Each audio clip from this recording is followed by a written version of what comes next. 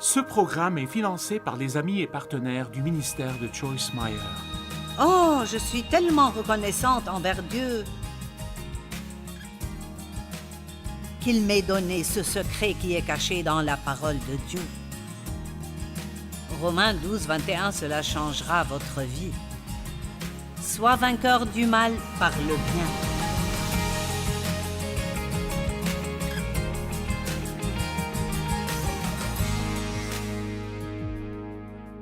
Ma fille est allée à l'épicerie et elle avait laissé son sac à main dans sa voiture. Et donc, lorsqu'elle est passée à la caisse, elle n'avait pas sa carte de crédit. Elle a dit à la caissière, « Si tu peux juste garder ça, je vais courir chercher ma carte de crédit. » Elle a répondu, « Non, ça va. » Elle a sorti sa propre carte de crédit et payé les courses de ma fille. Maintenant, savez-vous ce que j'aime dans cette histoire? Elle était prête. Elle a pris cette carte de crédit au travail avec elle et elle avait l'intention de bénir quelqu'un ce jour-là. Elle était prête. Elle n'avait pas besoin d'aller se préparer. Elle était prête. Et nous avons appris à nos enfants à faire des choses comme ça. Mon fils était en train de faire du shopping un jour et le jeune homme devant lui mettait un jean de côté. Mon fils a dit, « Je vais juste payer ce jean. » Et laissez-moi vous dire, quand l'Église commence à agir comme ça et les non-croyants le voient, il y a beaucoup de choses dont vous pouvez discuter, mais pas avec le véritable amour. Pas le véritable amour. Quand nous commencerons vraiment à aimer les gens comme Dieu veut que nous aimions les gens, le monde changera. Et si chacun d'entre nous, chrétiens, faisait juste une chose pour une personne chaque jour? J'ai entendu dire que si une famille, juste une famille, dans chaque église évangélique d'Amérique, adoptait un enfant de l'orphelinat, elle pourrait tous les prendre. Une famille. Juste une. Non, nous ne voulons pas. Nous ne voulons pas faire l'effort. Nous ne voulons pas avoir un enfant qui a peut-être un tas de problèmes. C'est une bonne chose que Dieu n'est pas comme ça avec nous. Non, je ne veux pas m'occuper de quelqu'un qui a des problèmes. J'aurais certainement été abandonnée parce que j'étais un gâchis. Dans Philippiens 3, 8 à 13, il y a certaines des Écritures les plus déchirantes. Et j'aurais aimé pouvoir vous les lire mot à mot, mais elles sont vraiment très longues dans la Bible amplifiée. Mais j'aimerais vous mettre au défi de les lire dans la Bible amplifiée, et je vais vous les dire à ma façon ici. Mon Dieu, Paul a fait une prière si puissante. Il a dit, « Je considère tout comme une perte par rapport au privilège inestimable de connaître Christ. » Nous devons non seulement avoir des infos sur Jésus, nous devons connaître Jésus.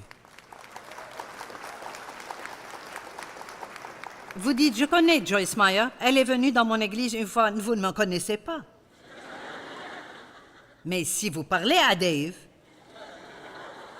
Dave me connaît.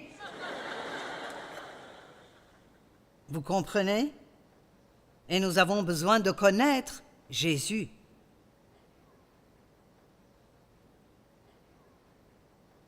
Il a dit, pour lui, j'ai tout perdu. Et quand vous êtes prêt à tout perdre pour Jésus, il finira par tout vous donner. Vous voyez, vous ne perdrez jamais en donnant tout à Dieu. Nous avons tellement peur de finir avec rien. Est-ce que ce que vous avez vous rend heureux? Ça ne me rendait pas heureuse. Tout ce que je faisais, c'était de penser à moi et moi et moi. Et je n'étais pas heureuse, j'étais misérable. Oh, je suis tellement reconnaissante envers Dieu qu'il m'ait donné ce secret qui est caché dans la parole de Dieu. Romains 12, 21, cela changera votre vie. Sois vainqueur du mal par le bien.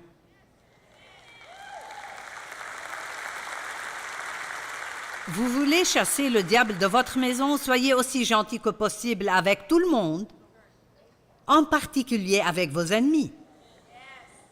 Oui, un seul lui là-bas. Surtout vos ennemis. Pourquoi devrais-je faire ça? Ils n'ont rien fait pour moi. Eh bien, parce que vous êtes comme Jésus. Amen. Et il vous a aimé alors que vous ne méritiez pas d'être aimé. Amen. Dans le verset 9, il dit « Et d'être trouvé en lui, non avec ma justice, non avec une justice qui vient de la loi, parce que notre justice est comme un habit taché de sang. Et c'est pourquoi, même si vous faites quelque chose de bien tous les jours, vous devez toujours remercier Dieu. Merci Seigneur, parce que tu m'as donné quelque chose à donner, et parce que tu m'as fait m'oublier assez longtemps pour me soucier de quelqu'un d'autre. Merci Dieu, je te donne toute la gloire. Vous savez, Dieu déteste l'auto-justification. Et Paul a vraiment prié à propos de ces choses. Il a dit, je ne veux pas ma propre justice, mais je veux juste celle qui est en Christ.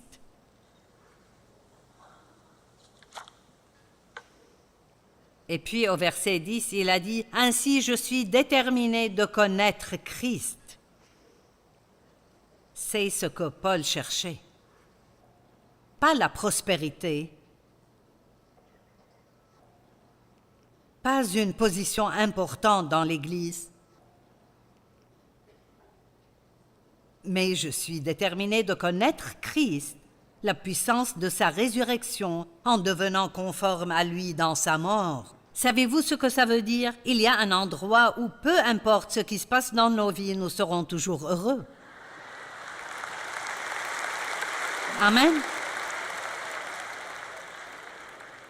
Nous allons trop d'en haut en bas, en haut en bas. Vous êtes déprimé si votre lave-vaisselle ne fonctionne pas. Allez.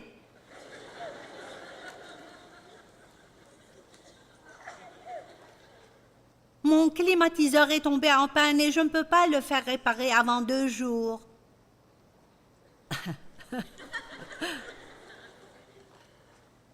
Eh bien, chérie, tu survivras. Nous allons aborder quelque chose ici. J'espère qu'ils me donneront plus de temps aujourd'hui.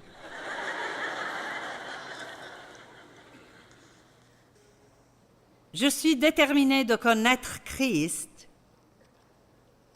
Je désire le connaître progressivement, plus profondément et intimement, et percevoir et reconnaître et comprendre à quel point il est merveilleux. Waouh! Je veux plus fortement et plus clairement, de la même façon, connaître la puissance de sa résurrection. Et voici la partie que vous n'aimerez pas. Et la communion à ses souffrances. En devenant conforme à lui dans sa mort.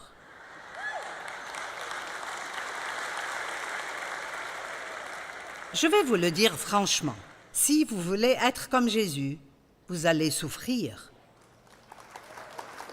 Et je ne parle pas d'accidents de voiture et de cancer, je parle de la souffrance dans la chair. Vous allez devoir faire des choses que vous ne voulez pas faire. Maintenant, rappelez-vous de ceci. Vous n'avez pas besoin d'avoir envie de faire ce qui est bien pour le faire.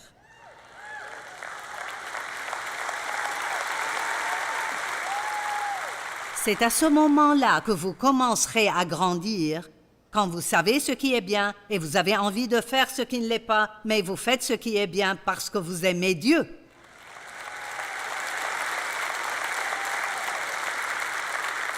Mon Dieu! Wow!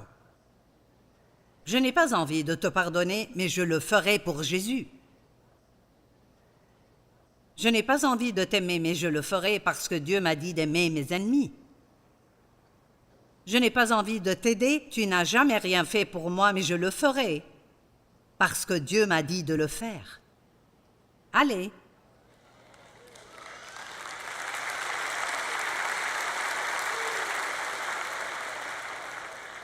Vous savez, dans chacun des évangiles, il y a une interprétation de l'histoire de Jésus dans le jardin de Gethsémani. Mais dans Matthieu, à 3 reprises, il est écrit que Jésus a prié « Père, si tu peux éloigner cette coupe de moi. » 3 fois. Vous savez ce qui m'a frappé il y a quelques semaines? Jésus ne voulait pas aller sur la croix. Il ne voulait pas faire ça. Mais il enchaînait toujours rapidement avec « toutefois, ta volonté et non la mienne ».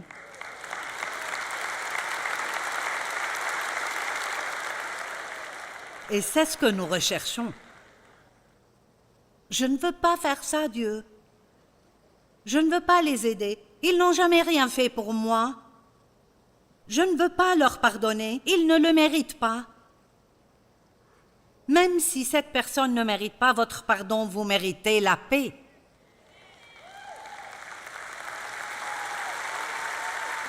Et ils ne se soucient pas de savoir si vous leur pardonnez ou non. Quand vous pardonnez à quelqu'un, vous le faites pour vous-même. Vous vous rendez service. Je vais vous raconter une histoire. Et Dieu m'a donné la grâce de faire ça, mais c'est la chose la plus puissante que Dieu m'ait jamais permis de faire. Et ça nous a ouvert plus de portes pour pouvoir aider les autres que toute autre chose. Mon père m'a agressé sexuellement pendant 15 ans, régulièrement. Ma mère savait ce qu'il faisait, mais elle avait peur de lui et elle ne voulait rien faire. Et c'est comme ça que j'ai grandi dans la peur. C'est tout ce dont je me souviens, c'est la peur. Et j'avais beaucoup de problèmes dans mon âme. Et Dieu m'a appelé à faire ceci, et évidemment, à un moment donné, avant d'arriver là, j'ai dû changer. Et ça a été dur. Ça a été dur d'apprendre à être soumise à un homme. Ça a été dur d'apprendre à aimer mes parents. Et l'amour n'est pas un sentiment. C'est comment vous traitez les gens. Alors, je vais parler rapidement de ceci. Mais mes parents vivaient à environ 300 kilomètres de chez nous et cela me convenait parfaitement. Nous allions chez eux aussi peu que possible à Noël et nous envoyions un peu d'argent. Je pensais que je faisais ma bonne action en faisant ça. Et j'avais prié la prière du pardon, mais je les laisser loin. Vous savez. Et c'est compréhensible, vous savez. Et donc, maintenant, ils vieillissaient, ils étaient malades. La région où ils vivaient n'avait pas de bons médecins, pas de bons hôpitaux. Et j'ai prié un matin. Oh mon Dieu! Dieu, utilise-moi. Êtes-vous sûr de vraiment vouloir que Dieu vous utilise? Demandez à Dieu de vous utiliser, puis voyez si vous êtes prêt à le laisser vous utiliser quand il vous dit ce qu'il veut que vous fassiez. Vous aurez une église tellement meilleure, je vous le dis. Si vous écoutez ce que je dis ce matin, cet endroit sera plein de feu.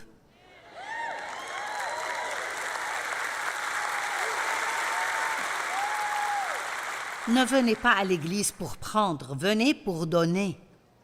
Et je ne parle pas de dons ou d'offrandes, ou que ce soit, je ne parle pas de ça. Les dons et les offrandes sont nécessaires. Vous devriez donner pour soutenir l'église. Je ne passe pas à la télé gratuitement. Ils ne me donnent même pas de réduction. Amen. Et tout le monde applaudit quand je dis « je suis à la télévision partout dans le monde », mais essayez de payer ses factures. Mais Dieu s'en occupe. Amen.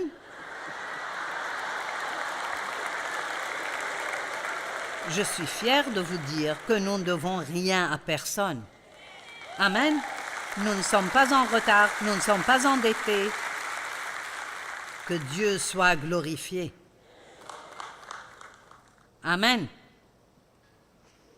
Mais quand je parle de venir ici pour donner, n'allez pas chez votre petite clique. Cherchez quelqu'un qui est tout seul, cherchez quelqu'un qui a mal. Viens t'asseoir avec nous. Trouvez la mère célibataire qui n'a pas les moyens d'emmener ses enfants déjeuner et donnez-lui $50 et dites-lui de prendre ses enfants déjeuner. Allez. Il faut commencer à nous aimer les uns les autres. Oh, le monde est un tel désastre, c'est un grand désastre.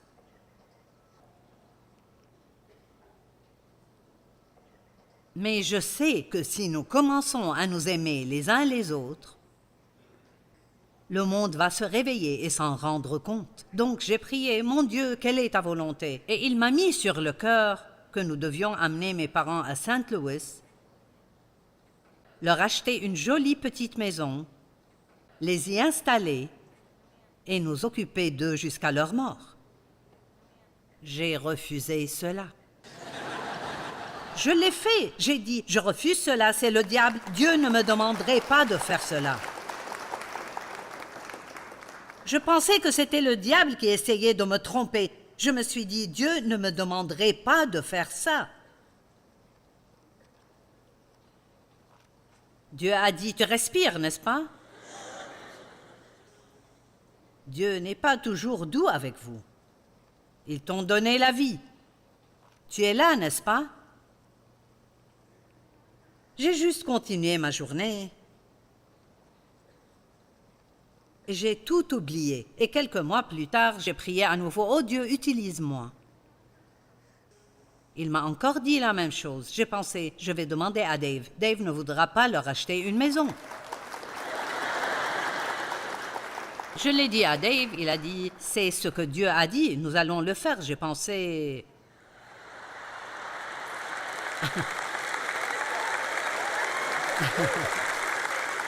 Allez!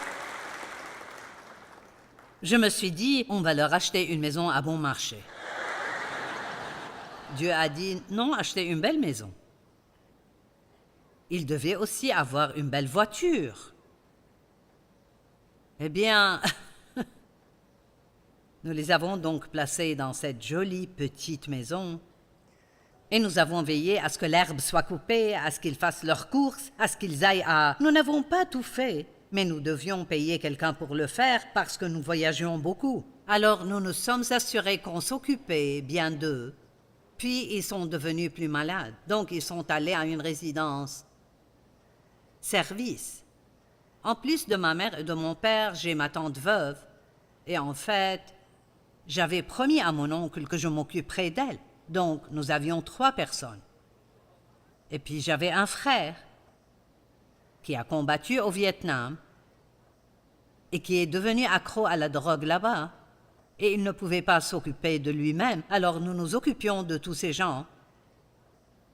et je ne voulais pas le faire. Comprenez-vous cela? Je ne voulais pas le faire. Il faut comprendre aujourd'hui que ce n'est pas nécessaire de vouloir le faire pour le faire.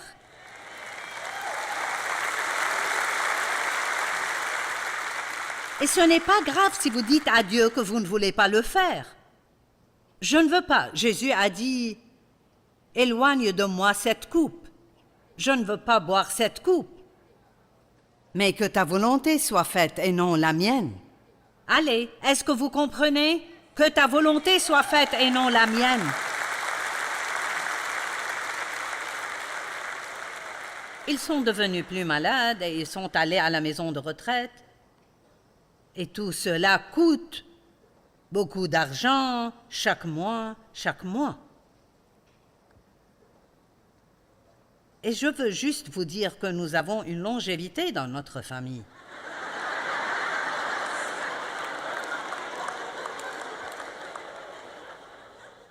Nous vivons très longtemps.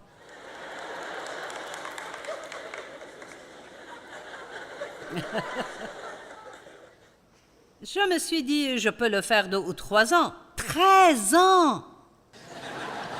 Je l'ai fait 13 ans. Je vais vous dire quelque chose, et c'est la vérité. Peut-être que je devrais être gênée de le dire, mais je vous dis la vérité. Une fois toutes les 2 semaines, j'y allais pour rendre visite à ma mère. Et il n'y a pas une seule fois où j'y suis allée et je voulais le faire. Et elle me disait des choses comme « Tu dois t'occuper de moi, tu es ma fille. » Ouf! Tu me dois ça, tu dois t'occuper de moi. Et je pensais juste « Et qu'as-tu fait pour moi ?» Est-ce que vous comprenez ceci? Alors nous arrivons quelque part. Maintenant, c'est ça l'amour. C'est aider les gens. Ce n'est pas ce que vous ressentez. Vous priez pour les gens. C'est très simple. Vous voulez aimer quelqu'un, vous priez pour lui, vous le bénissez et vous l'aidez. Si votre ennemi a faim, vous lui donnez à manger. S'il a soif, vous lui donnez à boire. Si nous pouvions simplement comprendre que l'amour n'est pas un sentiment, waouh, ça changera tellement de choses. Et Jésus a dit lui-même, il a dit, « À quoi sert-il? Quel mérite auriez-vous si vous aimez ceux qui vous aiment? » N'importe qui peut faire ça. Mais si vous aimez vos ennemis, c'est ce que Dieu fait. Je dis tout le temps aux pasteurs, si quelqu'un dans votre église prend la moitié de votre congrégation et fonde une église, ne vous fâchez pas contre lui, allez leur acheter un système audio. C'est là où vous briserez le pouvoir du diable.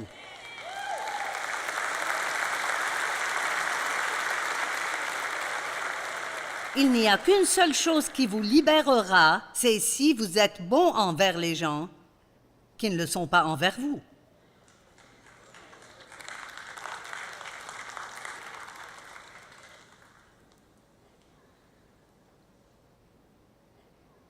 Paul a dit, ce n'est pas que j'ai déjà remporté le prix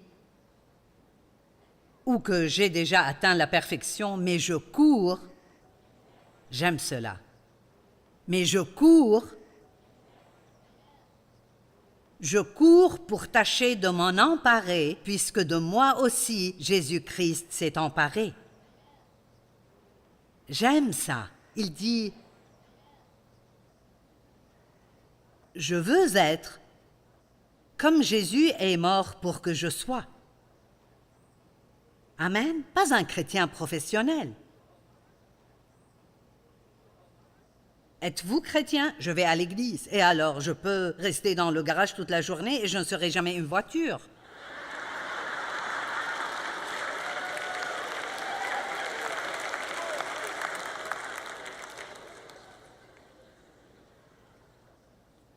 Les gens ne peuvent nous reconnaître que d'une seule manière, Et ce n'est pas grâce à notre autocollant. C'est par comment nous nous comportons. Amen. Quand vous venez à l'église, vous vous exercez. Vous apprenez ce que vous êtes censé faire quand vous sortez. C'est tout ce que c'est une session d'entraînement.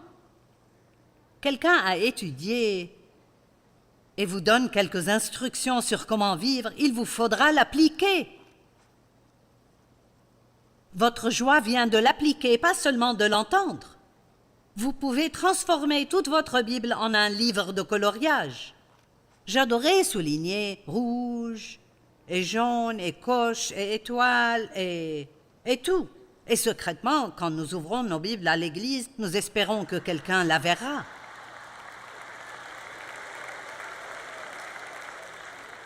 Vous applaudissez parce que vous savez de quoi je parle. Amen.